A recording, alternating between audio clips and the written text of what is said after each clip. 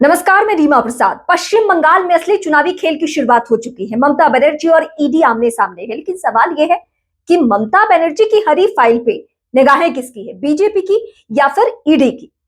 अब विपक्षी पार्टियों से पूछेंगे तो वो हमेशा सीबीआई और ईडी पे सवाल इसलिए उठाते रहे क्योंकि जहां जहां चुनावी प्रदेश हो वहां वहां ईडी और सीबीआई का दखल जरूर होता है। और वैसे भी वो पश्चिम बंगाल है जो अपने अग्रेसिव राजनीतिक माहौल के लिए जाना जाता है, और खासकर ममता बनर्जी तो अपने इसी तेवर के लिए जानी जाती हैं। तो हुआ ये कि आईपैक जो सोशल मीडिया टीम या आप टीएमसी की स्ट्रैटेजी सब कुछ कहें, वो ये आईपैक कंपनी देख रही है। लेकिन इस बीच इसी आईपैक के दफ्तर पे ईडी ने छापेमारी की। आर्थिक एंगल से उसे लग रहा है कुछ वित्तीय अनियमितता है, कुछ आर्थिक एंगल से ऐसी चीजें हैं जिसपे ईडी की नजर होनी जरूरी है। अब ममता बनर्जी जो पश्चिम बंगाल की सीएम है, आनन फानन में पहुंच जाती है आईपैक के दफ्तर, और वहां से जितनी भी फाइलें हैं वो लेकर बाहर आ जाती हैं। और सबसे ज्यादा हाईलाइट हुआ उनके हाथों में हरे रंग की फाइल थी, और उसको हाथों में लेकर सीधे देश के गृह मंत्री को सॉल्टलेक से ललकार रही थी। सॉल्टलेक में ही ये आईपैक का दफ्तर है, और वहां से उन्होंने ललकारते हुए कहा कि अगर बीजेपी के दफ्तर पे इसी तरीके से मैं एक्शन ले लूं तो फिर कैसा लगेगा, क्या होगा। वैसे ये बंगाल है, यहाँ चुनावी माहौल में इस तरीके से गतिविधियां हमने हर चुनाव के दौरान देखी है, चाहे वो लोकसभा का चुनाव हो या फिर विधानसभा का चुनाव हो। इसके पहले क्या वाक्यों का मैं जिक्र करूं, उससे पहले मैं आपको बता दूं कि जब ममता बनर्जी आईपैक के दफ्तर पहुंची तो ईडी की टीम कलकत्ता हाई कोर्ट पहुंच गई, इसलिए कि ममता बनर्जी यानी राज्य की सीएम ईडी के कामकाज में दखल दे रही हैं, और इसीलिए बहुत जरूरी है कि ये मामला एक याचिका के तौर पर सीधे कलकत्ता हाई कोर्ट जाए।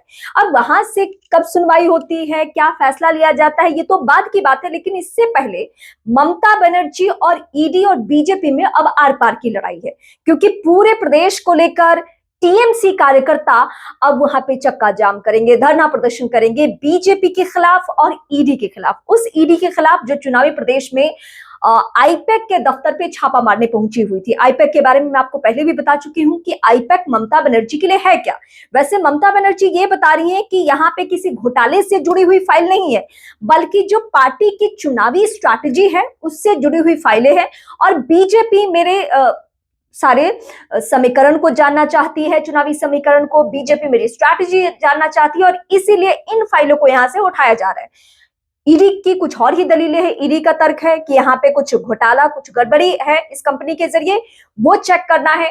सच्चाई जो भी हो, लेकिन चुनावी चश्मे से आप इस पूरे माहौल को देखेंगे तो आपको ये जरूर समझ में आएगा कि चाहे वो बीजेपी खेमा हो या ममता बनर्जी की खेमा हो, पब्लिक के सामने अपने आप को स्टैब्लिश करने के लिए सारी लड़ाई चल रही है। और इस बीच में ईडी की कार्रवाई, अब ईडी की कार्रवाई को लेकर विपक्षी नेताओं से पूछेंगे तो अलग वो दलीलें देंगे, और अगर बीजेपी से पूछेंगे तो अलग उनकी दलीलें होती हैं। लेकिन तमाम सच्चाई के बीच में अगर आपके जहन में पश्चिम बंगाल या फिर ममता बनर्जी को लेकर कोई भी सवाल है, बीजेपी के एक्शन को लेकर, ईडी के एक्शन को लेकर, तो आप मुझे बेहिचक कमेंट कर सकते हैं, क्योंकि अब पश्चिम बंगाल का वो चुनावी माहौल आपको देखने को मिलेगा जिसका इंतजार हम सभी को इसलिए था, क्योंकि बंगाल इस वक्त सबसे ज्यादा हाईलाइटेड प्रदेश इसलिए है क्योंकि वहां पे है चुनाव।